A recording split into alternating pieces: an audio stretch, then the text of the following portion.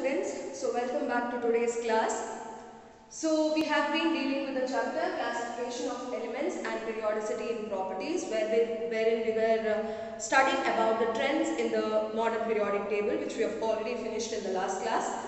So let us come to the last topic, which is the trends or the periodicity in the chemical properties of the elements. Now whatever we have spoken in the previous classes was all about the physical properties. Now today let us just focus on a chemical property, which is valence or oxidation states. There are many chemical properties which we will be studying in different chapters. Okay. For now we will be focusing on the valence or the oxidation state. Periodicity in valence or oxidation state. Okay. Now when you see this term valence, which you have already studied in your lower classes, what do you mean by valence or valency? It is the combining capacity of an atom of an element, right? So when we say about the combining capacity of an atom, which also means that the number of electrons, now suppose an atom to become stable, okay, in order to attain the noble gas configuration, what it has to do, it has to either gain electrons, sometimes it has to lose electrons, or sometimes it tries sharing electrons. So why do they do this? Why the atom gains or loses electrons? Why they try to share electrons is because they have to obey the octet rule. Okay. So this you have already studied. Mainly in order to obey the octet rule, which means that an element becomes stable enough, what do the atom do? It tries to lose, it tries to gain electrons, or it tries to share electrons. So the number of electrons which is lost, which is gained, or the number of electrons which is tries to share is called as the valence, okay, or valency. So that is why you say the valency is the combining capacity of an atom of an element, okay. So valence, which is also the combining capacity of an atom, okay, which has to be clear by now. So while talking about the periodicity in valence or oxidation state, we will mainly focus on the representative elements. Now what do you mean by these representative elements? Okay, so the elements whichever has a fixed value of the valencies. For example, group 1 and 2, okay, alkali and alkaline earth metals. Then from group 13 to 18. So you don't count the D block and the F block elements here when you talk about representative elements. They are the group 1, 2 and 13 to 18 elements. Okay. We will talk about the periodicity of valence only regarding to the representative elements. So these elements, they try to use, gain or share electrons in order to obey the octet rule. So here, whenever you talk about the valence electron, sometimes the valency, okay, when you see in the periodic table, okay, for the representative elements, you usually find the same electrons present in the outermost shell, the number of electrons present in group 1, okay. Suppose you have group 1 element, okay, the valence will be the same. The number of electrons present in the outermost shell is also 1. The valency will also be 1 because it tries to lose 1. So it has a +1 valency. If you see the group 2 elements, number of valence electrons, that is number of electrons in the outermost shell is also 2, and the valency, that is combining capacity, will also be 2. If you see 13th group, you have 3. If you see 14th group, you have 4. If you see 15th group, you have 3 and 5. Okay, there it starts changing. So we say that it can be 8 minus the number of valence electrons, that becomes 3 here. So valency can be, most of the times it can be the electrons present in the outermost shell, or it can be 8 minus the electrons in the outermost shell. It's very simple, this you have already studied. So here, now instead of using the term valence, okay, nowadays we use the term oxidation state. Now when you talk about this oxidation state, to understand it better, later I will tell you what it is. To understand it better, just look at this example over here.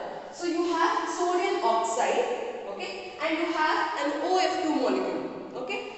Now if you see the first one here, Na2O, here oxygen, when compared to all these three elements, that is fluorine, oxygen and sodium, fluorine is said to be most electronegative atom, remember? So fluorine tries to, tends to pull the electrons towards itself, share pair of electrons towards itself, and most electronegative when compared to other elements. So when compared to these three, fluorine is said to be most electronegative, whereas sodium is said to be least electronegative. Now, being electronegative, that is, if you see the first molecule here, sodium oxide, if you see here, oxygen is said to be more electronegative when compared to sodium. We try comparing which is high and which is low. Now if you see here, oxygen is said to be most electronegative when compared to sodium. So what does oxygen do? It tries to pull electron towards itself, correct? So when it tries to pull electrons, how many electrons does it want to become stable, or in order to attain the octet stability? How many electrons does oxygen want? It requires 2 electrons, correct? If you write the electronic configuration, okay, you get to know that they require 2 electrons to become stable. So oxygen, from the 2 sodium atoms, sodium tries to lose 1 electron. So how many atoms are there here? 2 sodium atoms are there. So 1, 1. 2 are what to oxygen. So oxygen tries to pull 2 electrons from 2 sodium atoms, attaining a -2 charge. It attains a charge of -2. Got it? It tries to pull, electronegative. Got it? Now what happens to sodium? It tries to lose electrons. How many sodium atoms are there? 2. So 1, 1. That becomes 2 electrons. So here sodium tries to give away the electrons, which makes them attain a positive charge. How many? 1. Each sodium atom, it is giving 1 electron to become stable. So they usually form ionic bond, correct? So one is gaining electron, the other one is losing electron, which is totally clear over here. Okay. Now if you see OF2 molecule, that is oxygen and fluorine here. Now if you compare them, both are the non-metals. Okay. Now when they form a bond, they try to share electrons. That is, fluorine has an electronic configuration of 2s2 and 2p5. It requires how many electrons to become stable? It needs only 1 electron. So as soon as it gains 1 electron, it becomes stable. Now oxygen has a charge of how many you have to see. Now how many fluorine atoms are there? 2 fluorine atoms are there. So one fluorine atom requires 1 electron, the other one requires 1 more electron. Now when you compare the electronegativity, fluorine is said to be the most electronegative. Yeah, it totally tries to pull the electrons from oxygen. So how many electrons will it pull? 2 fluorine atoms are there, so they tried pulling 2 electrons from oxygen. So here fluorine will attain a minus charge, correct? Fluorine will attain a -1 charge. Now what happens to oxygen? It is giving the electrons. It is not said to be an ionic bond actually. It is a covalent bond. They try to share electrons. But what happens due to the high electronegativity of fluorine, as it tends to pull electrons, most electronegative, right? So this attains a negative charge, whereas oxygen, when it gives 2 electrons, when it tries sharing the electrons, when fluorine tries pulling the electrons, 2 electrons from oxygen, this attains a slight positive charge. Okay, a positive charge of +2 because it is giving 2 electrons to fluorine. So here, being a covalent bond, when they try to share electrons, still due to the higher electronegativity of fluorine, this attains a positive charge. So slightly a negative, slightly a positive charge, which makes them slightly ionic. Okay, so this is what you get to know from the molecule. When you get to know the electronegativity of particular atom, you actually get to know their oxidizing power or the state of them, that is oxidation state. So oxidation state in a covalent molecule, you got to know they are slightly ionic. So this is more preferable when you talk about the term that is oxidation state. So valence can be also called as oxidation state, which is nothing but the apparent charge which is got from when comparing the electronegativity of the atoms. When you compare the electronegativity, what charge do you get on the 2 atoms? That is called as an oxidation state. So nowadays we use the term oxidation state instead of valency. Okay, which makes it more clear that how an atom behaves in a molecule. when it tries to form a bond, how does it behave? That is got from the oxidation state. So oxidation state is the apparent charge which is resultant from the comparison of electronegativity of the atoms. Okay. So this is what is oxidation state. Now if you see the representative elements, that is group 1 to 13 to 18, I have not written noble gases. Noble gases, I can tell you how is it. So number of valence electrons, as I have told you, 1, 2, 3, 4, 5, 6, 7, and noble gases you will have 8 electrons in the outermost shell.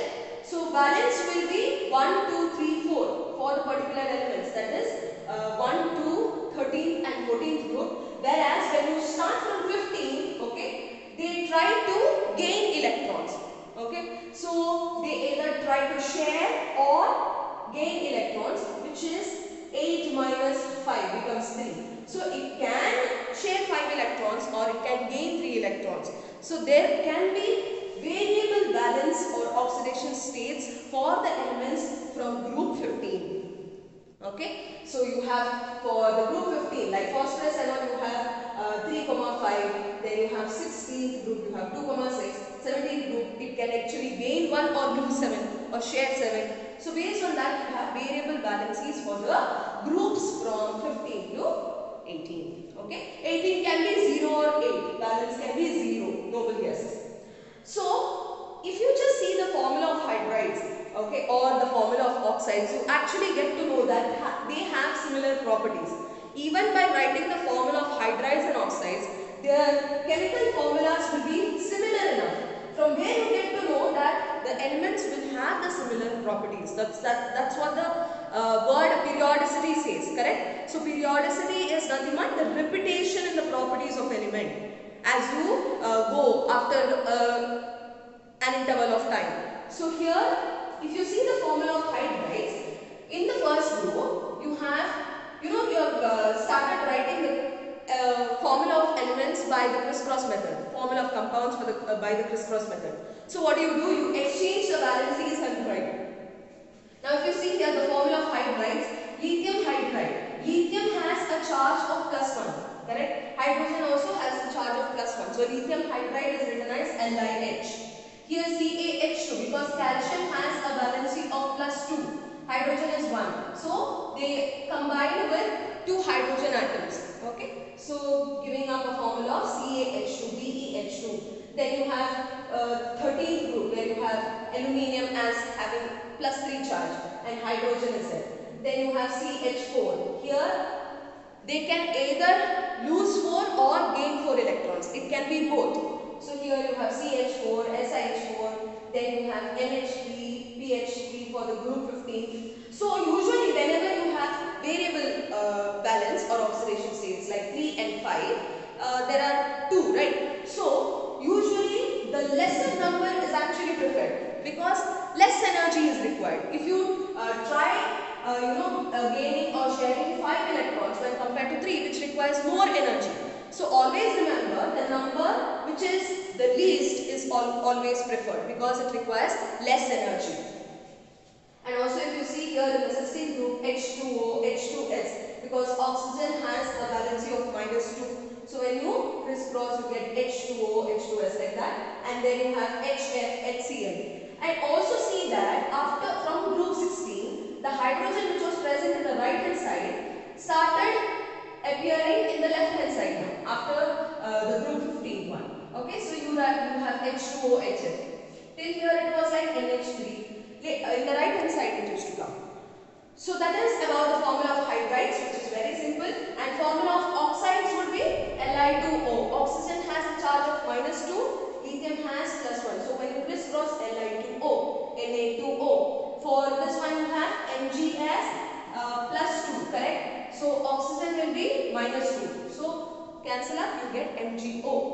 Then you have carbon dioxide SO2 for the 14th group. Okay. Then as group 15 has 2 valencies, that is 3 and 5. So you can also write it as N2O3 or the formula can be N2O5. So it can exhibit in different oxidation states. That is what you get to know from here. And also you have SO3 for group 16, 17 you have Cl2O3 So this is about the formula of hydrolysis. So whenever you compare these formulas, you get to know that their formulas also will be similar. If the properties of the elements are also said to be similar, the formula of their hydrides and oxides will also be similar. So which shows the periodicity. Okay. So totally summarizing, we say that the periodicity, that is trends about the valence or oxidation state along the period. If you see the valence, what happens here? They start increasing up to 4 and then it decreases to 0 when it reaches the noble gases. Okay. So along the period, the valency increases up to 4, then decreases to 0. Okay. So down the group, you see that down the group, lithium, sodium, potassium, down the group, the valence will remain the same. In group 1 it is 1 itself. So down the group they remain constant, or they remain the same. Valence remains the same. Along the period they increase up to 4 and then decrease to 0. So this was about the valence or oxidation state. So let us now, there is some abnormality in the properties, which is properties of the elements, which is actually present in the second period. That is all the first elements which are present in the second period. Starting from lithium, beryllium, boron, carbon, nitrogen, oxygen. So all those elements will have different properties when compared to their group elements, their own group elements. Okay. Now if you see here, I've already told that lithium and beryllium, okay, these two are the exceptional cases wherein they have a covalent character rather than being ionic. Usually alkali metals and alkaline earth metals are said to be predominantly ionic when compared to these two elements, which are said to be an exceptional case having a covalent character. Now lithium and beryllium, why are they having this covalent character? As their size is really small, okay, their nuclear charge is also high. So they don't try to give up the electrons very easily. Okay. Instead they hold on the electrons very tightly and then they start sharing electrons instead of losing electrons. Okay. That's why lithium and beryllium are said to be covalent in character because of their smaller size. Okay. Now if you see here, lithium is mostly said to be having the property of the element which is in the next period below to the lithium, that is magnesium. Lithium has a property of the element which is present in the next period below that. Okay, see next group which is below the beryllium, that is, I have just written the metallic radii for all the elements. If you see here, lithium has a value of 152. Okay, the next, in that same group you have sodium which is having a value of 186. But magnesium, if you see, has a value of 160, which is more close to lithium than sodium. So lithium and magnesium has a similar property when compared to sodium. So it is similar in a diagonal way, I can say. Yeah, it is similar diagonally, I can say. Even if you compare beryllium, which has a value of 111, magnesium is 160. But when compared to beryllium, this is more closer to beryllium. That is, they have some similarity in a diagonal way. Okay, that's why we say they have anomalous properties, some abnormality in the properties of these elements. So this relationship, that is, the properties are being related diagonally to the elements present in the other group, is called the diagonal relationship. Okay, so there are different reasons why these elements are being connected. Okay, so this property is being observed only in the second period elements. Other than that, it is fine. But when you see the first elements which are present in the second period, these have a diagonally related properties. Okay, so this is one of the abnormality present in the properties of the elements, which can be noted. Now there are different reasons for this relationship, diagonal relationship between these elements. So main reason is that they have a very small size. Okay, so being very small, it is very difficult to lose electrons, and also their nuclear charge also will be very high. Okay, so they tend to have properties which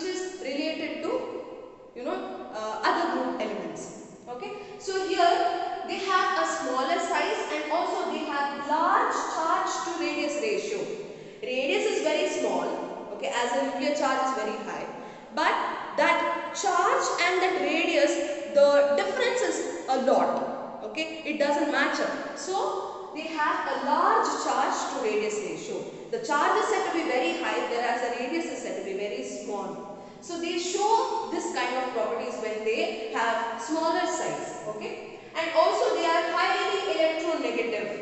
Why highly electronegative? We say electronegativity is a property of or the tendency to pull the electrons towards itself. So as they have higher nuclear charge, due to smaller size, the outermost electrons come close to the nucleus. So they try to pull the electrons towards the nucleus. So what happens? They become highly electronegative. Okay, so that they will also have such kind of properties. So remember this reason.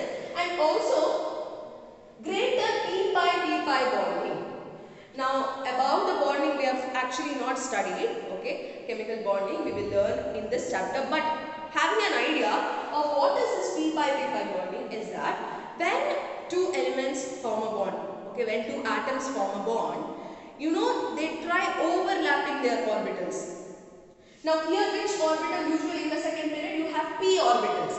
So when two atoms combine to form a bond, when they try overlapping, so they overlap either axially or they overlap sideways. Now these pi bonding takes place when they overlap sideways.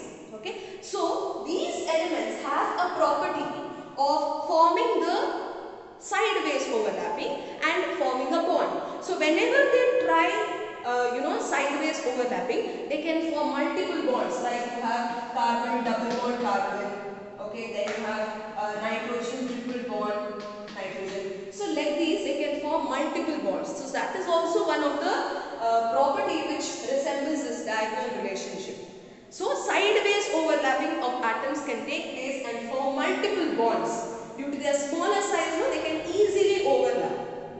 This is one of the reasons. And also these second period elements have 4 valence orbitals. 4 valence orbitals in the sense you write 2s and 2p in the second period. Whereas in the third period you have 3s, 3p, 3d. So total of how many orbitals you have? In p you have 3, in s you have 1. So 3 plus 1 becomes 4. Here d you have 5 plus 3 8 plus 1 9. So you have 9 orbitals.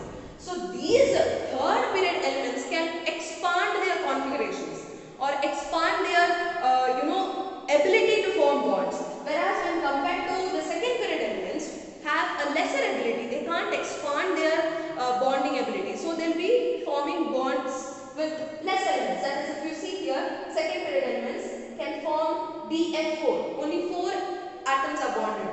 Whereas if you see the third period elements, they can expand their ability to form bonds till the 6 atoms. Okay, so they can the ability is said to be more with the third period elements when compared to the second period elements. So these are some of the reasons to be remembered why this diagonal relationship is being formed between the second period elements. Okay. So this is what is meant by diagonal relationship, that is the properties of the elements which are present in the second period will be connected to the property which is in the next group below to that. So this property is called as diagonal relationship.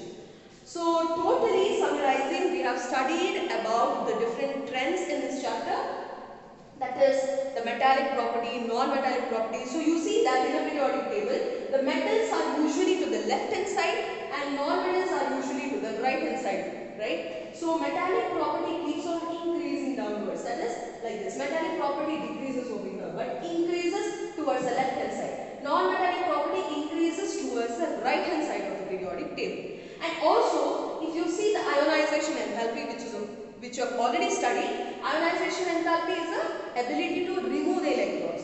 So here as the nuclear charge increases, ionization enthalpy also increases. And also electron gain enthalpies, you have the negative values of electron gain enthalpy increases along the period, you see.